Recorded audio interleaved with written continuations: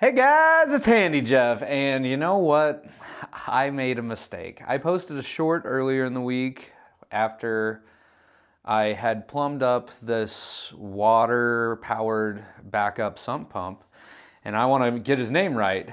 So thank you, Mr. Oos Caboose, for pointing it out, because the way that this is plumbed right now is inherently dangerous and could actually cause the entire basement to flood if a check valve failed. Which is extremely interesting because I worked for my father's plumbing company for many years and we plumbed them all this way. So I was thinking about it, and you know what? Mr. Caboose, you are right. You are right. So in this video, we're going to take out a brand new sump line, plumb it up right, and how it should be. But first, let's talk about it, and I'll show you what's going on and exactly how this could be extremely bad. Okay, so here's our sump basin. This is our main line, and it just goes up and out like a sump pump should. And then we have our water-powered sump pump that's a backup. And what it does right now is it currently comes up, hits your check valve, comes back, goes into the main line, and then goes out. And like I said, I've plumbed these for a very long time this way. Luckily, it's on my dad's insurance, not mine. Luckily, we haven't had any catastrophic failures, but I'm going to be sure to bring this up to the old man because, yeah, we've got a serious issue here. So imagine, you know, it's raining, the power goes out, so your main sump line doesn't work. But somewhere along the lines, say the check valve decided to quit working, your water-powered backup pops on.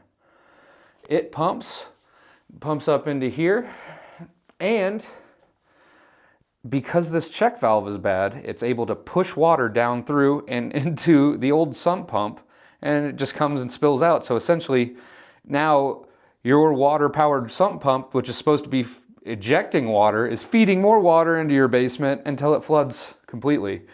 And this house doesn't have a floor drain of any kind. This is the only way to get water out. So if you can imagine just how bad that could have been. So Mr. Caboose, thank you so much. What I'm going to do is I'm going to plumb a separate line, and it's going to go straight out through, like right above that window basically, which I know you're removing a way to get out of a basement, but I also have a door right there that you can just walk out of. So it's not that big of a deal to take away one method of egress. So let's spill a little water. First thing we're gonna do, unplug the sump pump because we don't need that kicking on while we are fixing the drain line. Then we have to drain the water down from the check valve, so I'm just gonna go ahead, crack this bad boy open and let it drain back into the sump pit. Then we're gonna go ahead and remove our Fernco. There, the whole thing is free now. So now we're gonna do a little reconstruction. Basically, we gotta get rid of this. So, I'm gonna come in here. Golden. Now, on the backup sump pump, I'm gonna need to be able to put a coupling on here. So I'm just gonna go ahead and cut this as high as I possibly can. I'm about due for a new Sawzall blade, it appears, too. Always make sure that you clean out your burrs. We want to be able to get a good glue joint. I'm also going to go ahead and crack open this to let the water run out because we need it to be dry to be able to glue it. All right, we're going to focus right now on just reconnecting this main sump pump. So all you have to do for that is, we see our old Fernco. We just gotta put a piece of pipe in between here. All right, so essentially in order to bridge this gap, this is what's called a coupling. And all it does is allows you to couple pieces of pipe together when you make a mistake. Or don't have a long enough piece of pipe. That is also an option as well. So we're gonna go ahead, just do a little cleaner.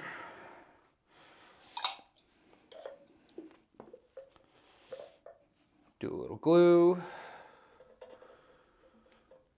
and push this bad boy on there. There we go. All right, now the easy part. We just gotta measure from makeup to where the other pipe is, or get close. So we're gonna go 12.5. So we're gonna cut a 12.5 inch piece and then glue it in there. All right, go ahead and glue our pipe in there.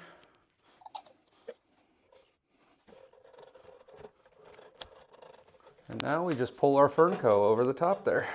Which I also forgot to grab zip ties, which I still need to do. So as you can see, we've got our two pieces of pipe butted up against each other. This Fernco is just going to allow us to create a serviceable joint if I ever need to remove this entire piece of, or this entire sump pump.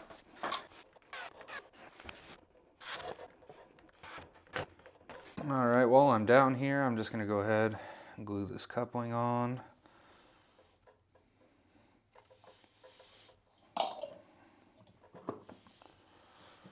Just so we have something to connect to. And yes, I realize that this isn't a very straight cut, but you know what?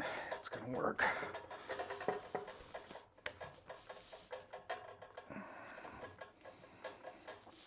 All right, now let's go cut a hole from the outside of the house. We're also going to take note of where we need to cut this. So to be straight, it looks like we're gonna be right along that window frame. And since the window frame goes all the way through, we can see it on the outside. Before you just go cutting a random size hole saw into the side of your house, test fit your pipe. That's a pretty tight fit. I can caulk around the edge other than that. So let's go with that one. All right, so here we are in the outside world, and we're just gonna go right here along with the other sump that we have. And in case you've never drilled into vinyl siding before, the trick is you actually go in reverse. That helps you to keep from catching and destroying the siding.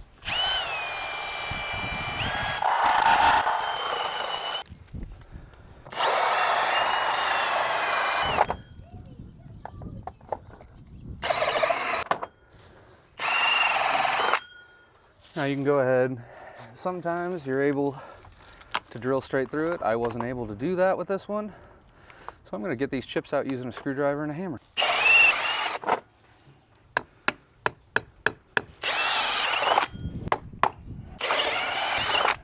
All right, we're super close. I'm going to have to go find a bucket or something to be able to stand on because I need to be able to drill that from the inside. When in doubt, use the sketchy broken chair that came with the house. God, this would be so much easier if I had a, if I actually had a ladder.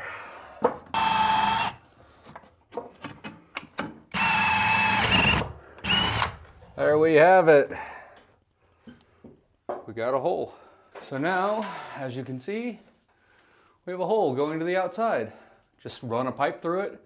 We'll cut it off on the outside later. So I'm just gonna take, ooh, sorry, I knocked you there. I'm just gonna go ahead and take a 5-foot section, go on and shove it on through.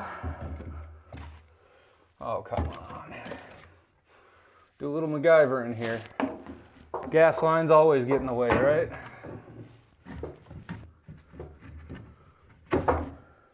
And I'm actually running it on the wire. Hopefully you can see that. There's a wire that holds this other pipe up. But I gotta make sure that I get enough on the outside as well. Time to find a way to make a joist hanger work. All right, well, we're gonna find a way to use a joist hanger. Even though this isn't the correct method. So like I said, this definitely isn't the correct method. I unfortunately don't think I have any 2x4s here. Normally you would run a 2x4 across. It's only dumb if it doesn't work. I can get 2 of my nails in here. So yeah, this might be a bit of a temporary hold, but that's okay. All right, so I've just went ahead and set this pipe down in here. It is not glued. I just wanted to see where we were sitting at. Because I have a little baby truck, I can only move 5-foot sections without needing a red flag. Yay for having a Jeep Gladiator. But anyway, so now what we have to do is determine what we're gonna need in order to make this work. As you can see, both of our sides need a coupling to be able to get it to the 90 to be right here, which is okay. I semi-planned on that, and so we're just gonna go ahead and grab a coupling, throw a short piece on here. I'm actually gonna go ahead and push this bad boy out farther, and then we'll put a coupling on here, run a piece of pipe out, and then that way we're at least close and we can cut the excess off outside. All right, I'm just gonna go ahead and glue a coupling on a piece of scrap pipe I had left over. Just add a little bit of length. There we go. Let that coupling set up for just a second. And then we're just gonna throw it on here, which, as you can tell, we're just gonna go ahead, take this out of the hanger, throw this one on the hanger, and glue it together this way. So back up on the sketchy chair we go, and try not to get primer in your eyes. It freaking sucks. I could have positioned this chair much better. Hey, remember everybody, this is safety second. OSHA would have a cow if this was on a job site. But you know what? Everything's gonna be all right. Oh, right on the shirt. That's okay. This is a work shirt anyway. You betcha, bud. God dang. And push this pipe out a little bit farther. Throw a 90 on the end here. Without, well, I guess we can go ahead and glue it on because this is spinnable for right now. We're gonna do that. All right, I went ahead and got you a little closer so you can see the action. The action satisfaction. Oh, of course I got the, God, I hope that doesn't leak. You know what, this is case in point. Make sure you pay attention to the fittings you grab at the supply house. Check this out. My 90 has a hole in it. God dang. So we're gonna make sure we get a good glue joint on that. Yikes. So we're gonna go ahead and primer stuff. Primer the 90. Primer our pipe going outside. And then we're really gonna load the glue up on this one because I wanna make sure I got a good seal. But worst case, we just gotta go get another 90 from the supply house.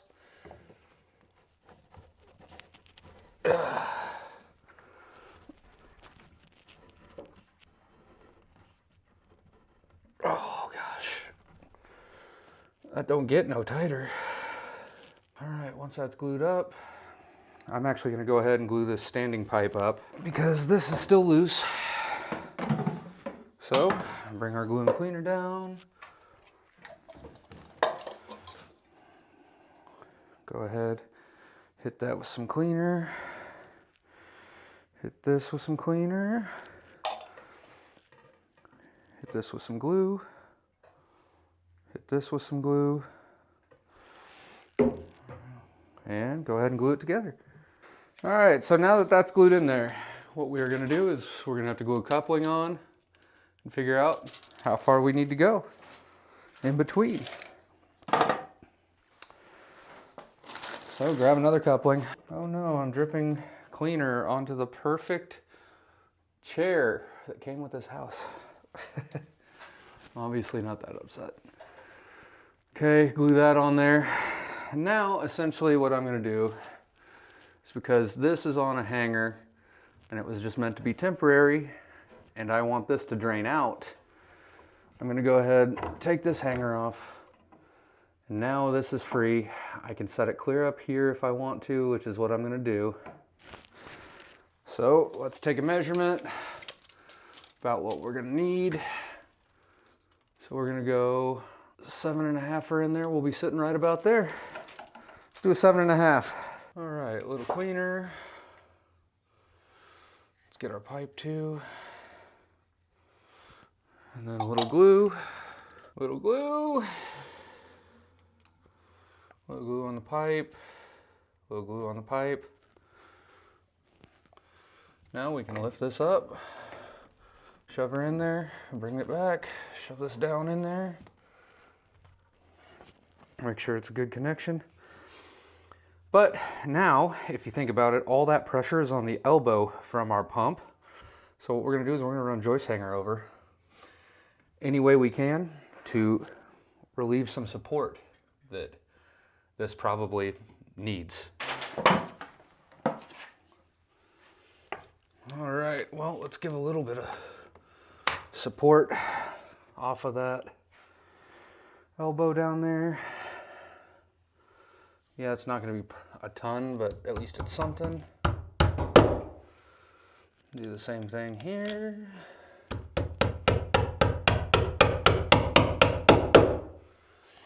Perfect. I'm gonna take this joist hanger out because it is no longer needed.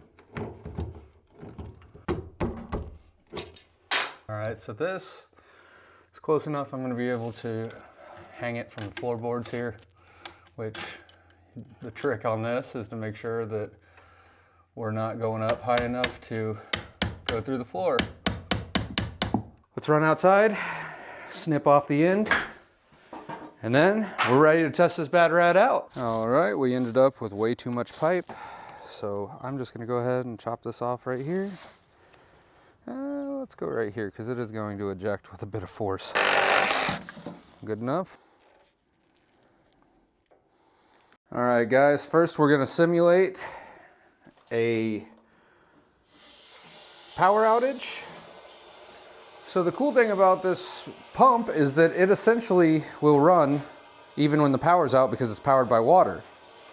We've got our ball valve on for it to be able to fire. Let's find out if it's gonna end up working. There it goes, it fired. And if we look outside, you can clearly see that it's draining right there in the corner. That's awesome. Because it's not super efficient, let's go ahead and shut this bad boy off. And as you can see, our sump pump runs, our backup, and this runs using a Venturi effect, which is excellent because when there's power outage, you never want your basement to flood.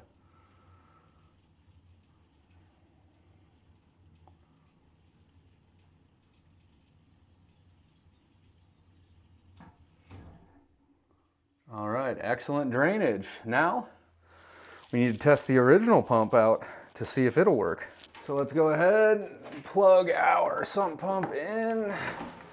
Boom, you hear it running. Check that out, guys. Guys, that's a video. That's all there is to it. So internet, thank you so much for letting me know about me plumbing that up wrong. I've been doing it wrong for many years.